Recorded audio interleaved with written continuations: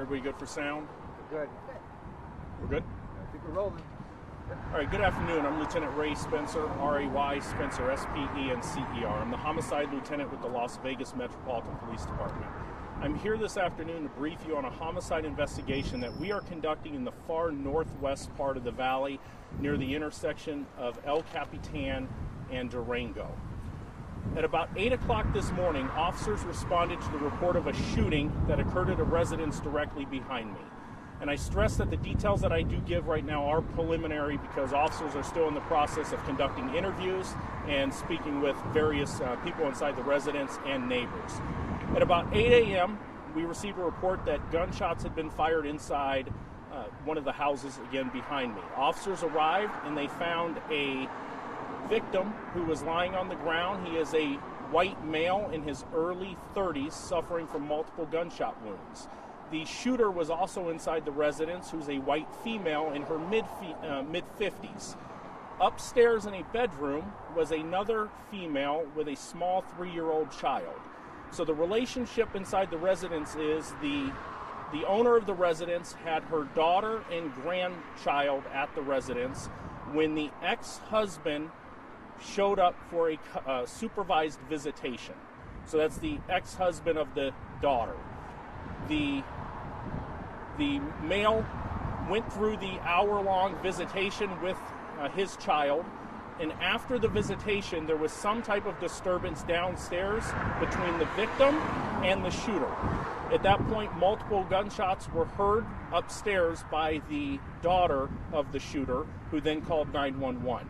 When officers arrived, they were able to safely take out the female from upstairs along with the child, and also took the shooter into custody, where she currently is in custody being interviewed by detectives at LVMPD headquarters. With that, I will take a couple questions, but again, it's an extremely dynamic situation at this point where we're still conducting multiple interviews. Clarification then, the shooter and the suspect's the shooter and the victim's relationship are what again? So let me just clarify a little better. So you have the shooter is the mother of the female who was upstairs. So you have an adult female, and she's the shooter's also the grandmother of the child at the house. So what would be her ex-son-in-law is who is the deceased. That victim arrived at the house for a supervised visitation with the child, and then the gunshots were heard downstairs. So that's what we're trying to determine at this point. What provoked the disturbance? Right now, we do not know. That's what we're trying to figure out right now. We just, within the last 15 minutes, obtained a search warrant to get inside the residence so we can examine the body and also the physical evidence at scene. So we're still trying to interview the female to determine what occurred, and also the witness who was upstairs and what she heard, along with neighbors. Is there a possibility there was self-defense involved? Again, it's too early for me to get into that, as far as I don't know what led up to the gunfire. So until we can get inside the residence and process it, speak with the people involved, it's too early for me to say. The victim's ex-wife, did she live in the house with her mother? The victim's ex-wife does live at a different address. It appears that she was here for the visitation. Is there any restraining orders or anything involved here? Are there temporary protective orders? No, there are no protective orders or anything that has been brought to my attention at this point. Yes. Is the victim or the shooter, we have heard possible reports that they are Metro or former Metro. Are you able to confirm if there are any involved there? So the actual shooter, the female who is in custody at this point, being interviewed as a former Metro police detective. She is retired approximately 2 years ago from the agency, and that is going to be who the shooter is at this point. Was he armed as well? Again, I don't know specifics. I do know we have one gun I know of that is inside the residence, but I believe that firearm is her firearm, so I do not know specifics as far as if he's armed with any weapons until... How many times was he shot? Multiple. I don't have a specific number at this point. The 3-year-old, is it a boy or a girl? I believe it's I'd have to check. I'm not sure. I believe it's a boy, but I'd have to look. And he's a parent of 2 children with that girl, or what? Who's here to see what? The deceased is the parent of the child who was through the visitation. There is only one child. So right now you're not considering the shooter a suspect?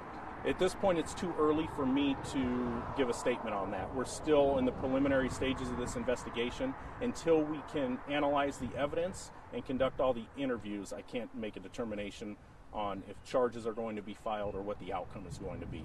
Within the next few hours, I should have an answer to that. As far as it goes for her being armed, being a retired police officer, you actually can legally carry a weapon. So that part of it, will that be part of the investigation as to, her being disabled or whatever?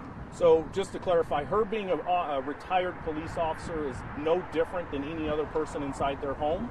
So any person inside their home has the right to possess a firearm. So her being in possession of a firearm there's no concealed weapons issues whatsoever. The fact that someone's inside their house with a firearm, they're well within their right to do so as any private citizen. The child witnessed the shooter?